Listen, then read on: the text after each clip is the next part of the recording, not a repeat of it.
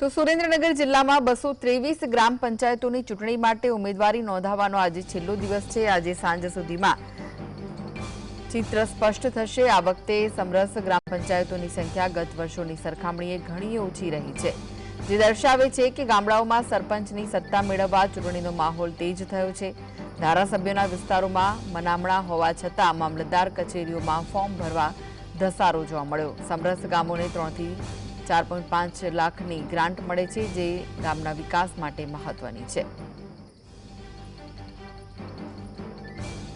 તો ગ્રામ પંચાયતોની ચૂંટણી માટે સુરેન્દ્રનગર જિલ્લામાં 223 ગ્રામ પંચાયતોની ચૂંટણી માટે ઉમેદવારી નોંધાવવાનો આજે છેલ્લો દિવસ છે અને આજે સાંજ સુધીમાં ચૂંટણીનું ચિત્ર સ્પષ્ટ થવાનું છે।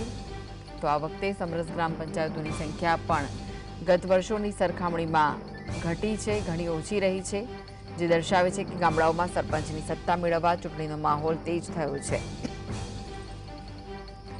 તો ધારાસભ્યોના જે વિસ્તારો છે ત્યાં મનામણા હોવા છતાં મામલતદાર કચેરીઓમાં ફોર્મ ભરવા ધસારો જોવા મળ્યો।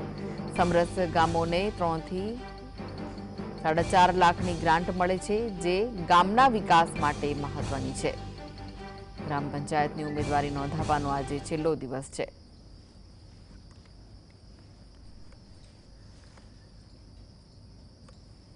તો આ વિશે વધુ માહિતી માટે જોડાઈ ગયા છે સુરેન્દ્રનગરથી સંવાદદાતા ફઝલ। ગ્રામ પંચાયતોની ચૂંટણી માટે ઉમેદવારી નોંધાવવાનો આજે છેલ્લો દિવસ છે, શું વિગતો મળી રહી છે?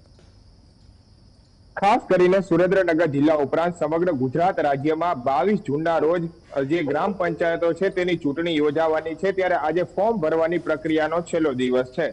સુરેન્દ્રનગર જિલ્લાની જ્યારે વાત કરવામાં આવે તો સુરેન્દ્રનગર જિલ્લાની 223 જેટલી ગ્રામ પંચાયતોની ચૂંટણી 22 જૂનના રોજ યોજાવાની છે, ત્યારે આજે 9 જૂન છે એટલે ઉમેદવારી પત્ર નોંધાવવાનો આજે છેલ્લો દિવસ છે, જેને લઈને મામલતદાર ઓફિસોમાં ઉમેદવારોનો ઘસારો જોવા મળી રહ્યો છે।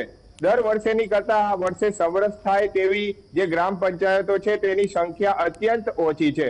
ખાસ કરીને ધારાસભ્યોને સમગ્ર જવાબદારીઓ સોંપવામાં આવી છે, પરંતુ ધારાસભ્યો દ્વારા જે સમરસ ગ્રામ પંચાયત કરવાની જવાબદારી છે તેમાં નિષ્ફળતા નીવડી હોય તેવું લાગી રહ્યું છે।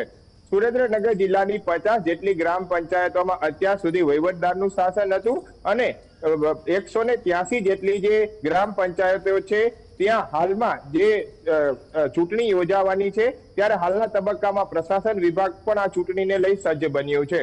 9 તારીખ છે એટલે આજે ઉમેદવારી પત્ર નોંધાવવાનો છેલ્લો દિવસ છે, ત્યારે જે ગ્રામજનો દ્વારા ચૂંટણી લડવાની તૈયારીઓ દેખાડવામાં આવી રહી છે તે મામલતદાર ખાતે પહોંચી રહ્યા છે અને ઘસારો પણ જોવા મળી રહ્યો છે અને પોતે ઉમેદવારી પત્ર પણ નોંધાવવામાં આવી રહ્યું છે।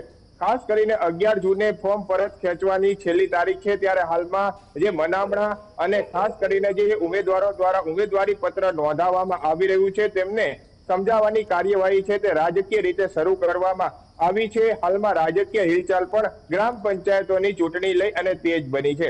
ગ્રામ પંચાયત એક પાયાની ચૂંટણી ગણવામાં આવે છે, ત્યારે ગ્રામ પંચાયત એટલે કે ગામડાનું વર્ચસ્વ એટલે જે સરપંચના હાથમાં હોય છે, પરંતુ સુરેન્દ્રનગર જિલ્લાના મોટા ભાગના ગામડાઓમાં પીવાના પાણીની સમસ્યા, રોડ રસ્તાની સમસ્યા, ટ્રાન્સપોર્ટેશનની સમસ્યા અને ખાસ કરીને જે શિક્ષણની સમસ્યા છે તે મુખ્ય સમસ્યાઓ છે।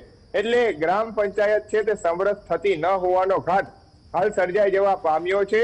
11 તારીખે સમગ્ર ચિત્ર છે તે સ્પષ્ટ થઈ જશે, કેટલી ગ્રામ પંચાયતો સમરસ થશે, કેટલીમાં ચૂંટણી યોજાશે। આ સમગ્ર વિગત છે તે 11 તારીખ એટલે કે 11 જૂને સમગ્ર ચિત્ર સ્પષ્ટ થઈ જશે, કારણ કે તે દિવસે ફોર્મ પરત ખેંચવાનો છેલ્લો દિવસ છે।